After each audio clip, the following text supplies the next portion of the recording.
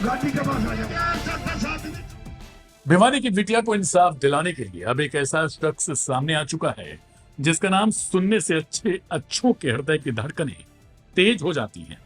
और उस शख्स ने यहां तक दावा किया कि अगर पुलिस नाकाम हुई तो वो खुद इंसाफ दिलाएगा। दरअसल हरियाणा के भिवानी में 19 साल की शिक्षिका मनीषा की हत्या ने पूरे राज्य को झकझोर कर रख दिया। मनीषा की दर्दनाक मौत को लेकर जनता में गुस्सा है, प्रदर्शन हो रहे हैं, यहां तक कि पूरे गांव को घेर लिया गया है, जिसे खुलवाने के लिए पुलिस लाख मिन्नतें कर रही है। यहां तक कि इस गांव में अब इंटरनेट भी ठप हो चुका है।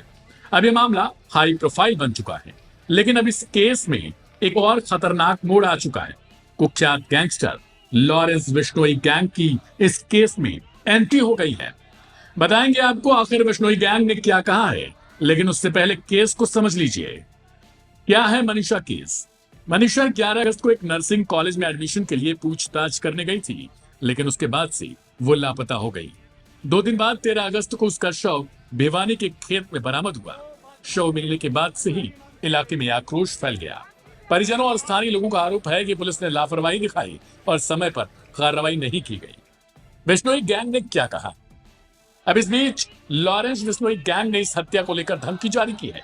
बिश्नोई गैंग ने कथित तौर से सोशल मीडिया पर एक पोस्ट वायरल की, जिसने गोल्डी ढिल्लों और लॉरेंस बिश्नोई के हवाले से लिखा गया, अगर हरियाणा पुलिस इंसाफ नहीं दिला पाई तो हम खुद कातिल को मौत के घाट उतार देंगे।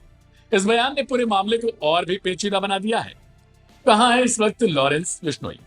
गौरतलब है कि लॉरेंस बिश्नोई इस समय जेल में है और उसका खास सहयोगी गोल्डी ढिल्लों कनाडा में बैठकर गैंग को ऑपरेट कर रहा है। यही नहीं, उसी पोस्ट में गोल्डी ढिल्लों ने कनाडा के ब्रैम्पटन में सोनू छटा की हत्या की भी जिम्मेदारी ली। गोल्डी ने लिखा कि सोनू छटा लॉरेंस के नाम पर अगुवाई कर रहा था और एमपी धनुआ मर्डर की साजिश में शामिल था, इसलिए उसे मार दिया गया। कब कब चर्चा में रहा लॉरेंस बिश्नोई। यह पहली बार नहीं है जब बिश्नोई गैंग ने इस तरह से खुलेआम किसी केस में हस्तक्षेप किया हो, लेकिन मनीषा हत्याकांड के बहाने लॉरेंस और रोहित गोदारा गैंग हरियाणा में अपने वर्चस्व की लड़ाई भी लड़ रहा है। यह केवल न्याय की लड़ाई नहीं बल्कि गैंग वॉर और ताकत के प्रदर्शन का भी मंच बनता जा रहा है। मनीषा केस में अपडेट। हरियाणा सरकार ने मामले को गंभीरता से लेते हुए अब इसे सीबीआई को सौंपने का निर्णय लिया, लेकिन सवाल यह है कि जब गैंगस्टर खुलेआम पुलिस को चुनौती दे रहे हैं तो क्या कानून का डर खत्म हो चुका है? जाहिर है कि जनता को अब केवल न्याय नहीं बल्कि जवाब भी चाहिए कि मनीषा की मौत का असली गुनहगार कौन है और क्या उसे सजा मिल पाएगी या फिर नहीं।